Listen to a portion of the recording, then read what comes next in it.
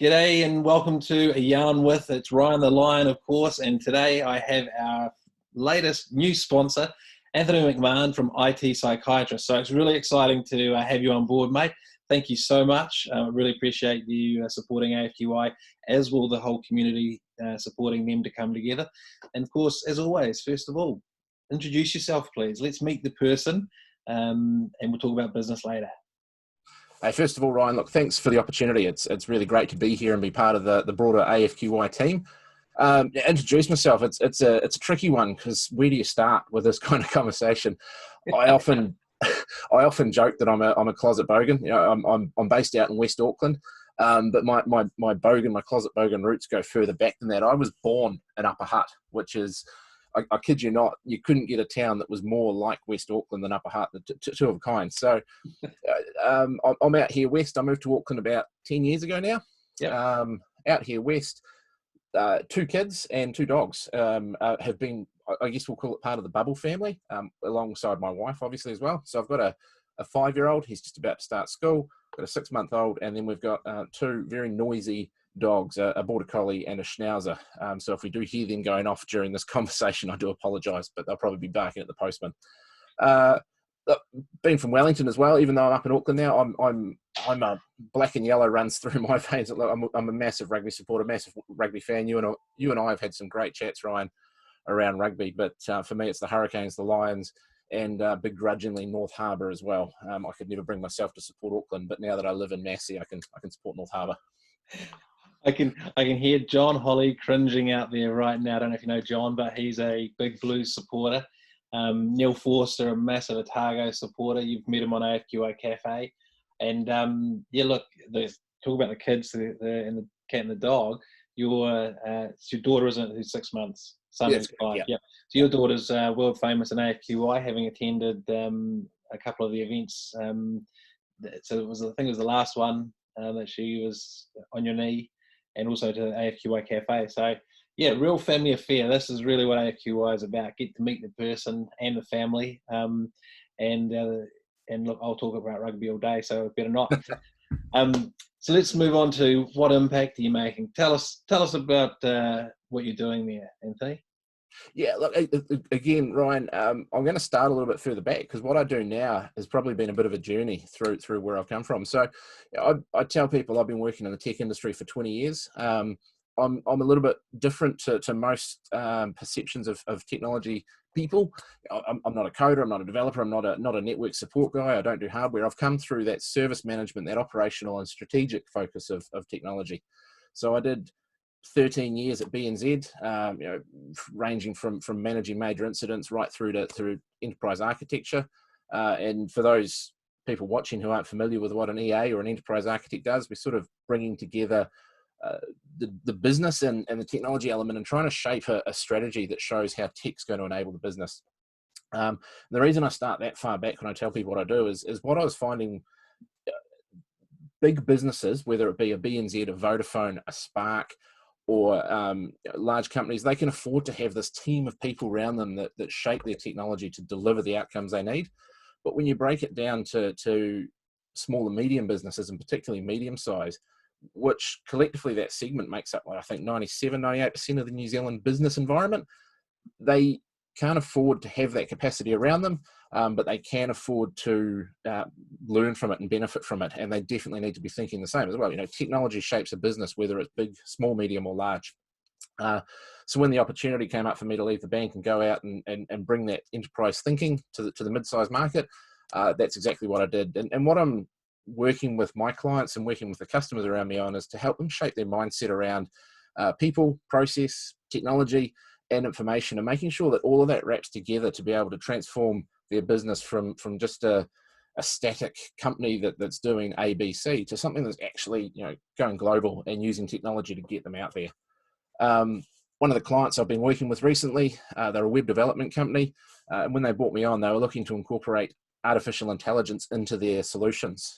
Now, for anyone who knows artificial intelligence and has heard a previous version of my podcast that I also run, that's a huge buzzword, and AI can mean so many to so many different people. So one of my first challenges with them was actually working out what they wanted, what capabilities they wanted AI to power. and also then taking them through a journey where they had a proper delivery channel and a proper delivery method on it. The end result with them is we've actually gotten to a point where they've now incorporated a chatbot powered by artificial intelligence, powered by an AI solution. They've also incorporated a recommendation engine, and they are working on inventory management control into the offerings that they have. Now, recommendation engine, those of you who have been on Netflix or Amazon are familiar with. People like you bought stuff like this. Recommendations, apparently, they actually contribute up to 35% of Amazon's revenue annually. So, not to be sniffed at if you're an e-commerce retailer. So, it's bringing that kind of thinking in and getting that client to understand that AI is not this magic bullet, but actually a bunch of different capabilities that you can power up. So yeah, that's the impact I like to think I'm making, is helping businesses think more strategically about their tech. That's brilliant, mate. And I really like that that phrase, bringing enterprise experience to the mid-market, because when I look at things like, if I'm going to look at a supplier, my current accountant, for example, Lisa Mead, she's actually done years at KPMG before setting up her own business, and it gives you that sort of like, yep, they've played in the big leagues. It's really good. So it gives you that confidence.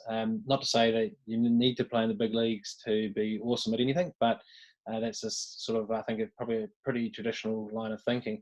But also, when you've played in the big leagues, you have seen, you've seen a lot more that the minor leagues haven't. I'm using baseball references. I should be using our rugby references, but hey, it's all right. So yeah, I think it just brings that level of thinking. And every time I speak to someone like yourself who in that situation, there's always something that just stops me in my tracks. I go, oh yeah, wow, I didn't even know that. So you guys, you fill the gap of people that don't know what they don't know. You open their eyes and mind to the opportunity. So it sounds like a fantastic modus operandi, and great win that one in terms of developing the AI and giving them the practical parts that actually make up the dream. We won't call it the silver bullet, but they'll have a dream like AI. Wow. Okay, so here's the practical parts that make that happen, and yeah, there we go. Absolutely. Fantastic. I think the rugby reference you're probably after is, for a New Zealand audience, it's from club grade to Super Rugby. How do you get a player moving up the ranks? Yeah, absolutely. And perfect analogy, because there will be that superstar in club rugby that'll actually jump into Super Rugby. But anyone in Super Rugby come down to the club and you can notice them on the field. So good stuff. Totally. And that's both of us being front row. Sounding like we're talking about wingers running around there, but if you don't have a front row, you don't have a back line. Anyway. I was middle row myself. I'm 6 foot. I was middle row, locked. Still part of the engine, still part of the critical engine. We were the ones who despaired when the ball got turned over and spun out to a wing who would knock it on. It was you and I standing there going, "Oh, what are you doing?" Absolutely, those wingers. So let's get on to our next question, which is your AFQI experience. Always fascinated to hear people's response to this. It can be whatever you want to say, so fire away. Yeah, look, and it's funny you asked this, because at the start of the year, I made a very public statement on LinkedIn that I was retiring from all after 5 networking events. And you and I had a little bit of back and forth, and you provided some great tips on how to get the best out of networking. And I put that challenge to you, and I said, look, if you ever do an AFQI event that I can get to, that's not after 5, look, I'm going to be there. And I'll come back to that part in a minute, and how we met that challenge, because it wasn't a direct challenge to lay down. But part of the reason I gave away after 5 networking events was I'd been going to quite a few. What I was finding for the ones I was going to, you're often meeting the same people. You're often ending up in the same group. It's not networking. It's just the same people over and over again. And being in Auckland, I could go to the North Shore and I'm still half an hour away from home, or I could go to the city and I'm still half an hour away from home. And I was looking at my kids going, after 5, I really want to spend a bit of time with them and help get them ready. So it was just a complete not going anymore. Then obviously COVID-19 hit and we entered lockdown and everything changed. And you brought out the AFQI Cafe in the morning, first of all, and I attended a few of those, and it was really good, because it was just a great level of conversation. It was it was replicating that water cooler chat that every office has, or the staff room chat, that most companies would have been missing out on as a result of going into lockdown. So it was a really good way to do that. And while I was still meeting some people that I knew, caught up with Neil Forster and one of them, I was also meeting people that I'd not met before. And I was like, AFQI, sure, it's after 5, but we'll give it a shot. And then you brought out the AFQI online, the after 5 version. Attended a couple of those and just really loved the flow, and again connecting with old people, but it wasn't the same people over and over again. It was a chance to meet these new people. So I guess what I'm doing, nothing's ever final. What I'm really keen for is the next in-person event, so that I can get back out there and get to a real AFQI and make that. I won't go to any other after 5 events, but that'll be the one that I do go to. Well, mate, I am absolutely honoured to hear that, and I'm so pleased that all the different parts that you mentioned in terms of meeting people that are new, and some events you go to, it's just the same old people. And yeah, AFQY is probably always got about a 40 to 50% return, and 40 to 50 or 50 to 60% new. And the beauty of the 40 to 50% return is that they get broken down into people that come quite regularly and people that will come once every 3rd event. So you have this sort of cycle. So you do get this nice mix of people, and it's always growing the community and always giving something new and fresh to speak to. Because yeah, sometimes you go to those events and you go, oh, there's that guy. And you don't want to, but you end up stuck talking to them. This is just some of the things that facts about networking. So yeah, and I can't wait to get an in-person one back on. Be doing it in the most safest conditions, of course. I really want to feel comfortable that there's no community transmission happening. There's no 7-week incubation period, because a couple of people have had that. Just want to make sure that AFQY is not responsible for becoming a cluster, because that would be a cluster. Oh yeah, it's so bad for Brandon. Yeah. So look, and you're the perfect storm for AFQY, having come to AFQY, been involved, seen it, and been a part of it, and then approached me to say be interested in sponsoring, which means you're supporting everyone coming in and enjoying what you're enjoying. So thank you so much from everybody who attends, and myself as well. Now, our last question is the one I like, the big fun one, is what's the coolest thing in tech according to you? Now, that's not the coolest thing on internet trends, but you personally. So it doesn't have to be anything grandiose, just whatever it happens to be. Look, it's funny when you put this question in the email invite ahead of this, and it got me thinking a little bit about what is the coolest. I've got a lot of tech around me. Where we are at home, we've got Philips Hue bulbs in the lounge to help control the lighting while we're trying to watch movies and stuff. We've got Chromecast. We've got everything. Everything's wired up around the house. We've got a mesh Wi-Fi. The whole thing. It's cool. I'm a Samsung guy. I've got a Galaxy Watch. I've got the Galaxy Buds, and I'm like, what's the coolest thing in tech? And then I remembered during lockdown, we went through and cleared out the garage, and we found a piece of tech that we've been able to start using again, and it's going to be a sanity saver. With a 5-year-old son, we'll be going on a car ride, we'll be going on a drive somewhere, and we'll be listening to the music. My wife and I quite like our music, so we'll have the radio on, and then from the back, can I have the wheels on the bus? Or can I have this? Or can I have that? So he's got his CDs, and kids have CDs. So he's wanting to play those, and we've got the CD player in the car, so let him have a round of Wheels on the Bus or the Stinkosaurus or some of the Beatrix Potter books. But you can't do that forever, and you can't stay sane as a parent. And going through the garage, we actually dug out an old Discman. Oh, wow. Look at that. An old Discman, and it still works. And that's the most incredible part, is that chuck a couple of double A's in, and this still works. And this piece of 20-year-old tech has probably made our car rides a lot more enjoyable. We've been for a couple of rides since lockdown, not big drives, but we've been able to take this in the car. And when we get can I have my music? It's like, sure, you can put it in your Discman and off you go. The simple thing is for a kid as well, the buttons are very easy to get the hang of. So it's not like he has to have a degree in astrophysics to figure out how to use this old piece of equipment. He just puts in a CD and off he goes. The trick is with any 5-year-olds and dirty fingers is reminding him that he can't touch the back and that he's going to be very careful. But education and appreciation. So that's the coolest thing in tech right now for me. Mate, that's a great one. I think that's quite magic, and there'll be a lot of parents out there that'll be going, oh, where's my Discman? I have over 300 CDs if you want a new CD. Oh, we've Actually, got just as many. right behind the media wall behind me is the stack. Like we've been actually moving them into boxes. We're going. Do we give these away? Do people want them? We'll know what to do with them, or do they just go to the recycling if they can be recycled? But yeah, there's some pretty cool old music in there. I mean, it's like when we were kids going through our parents' LP collection. What are the Rolling Stones, Mum? Oh, they're an old band. Yeah.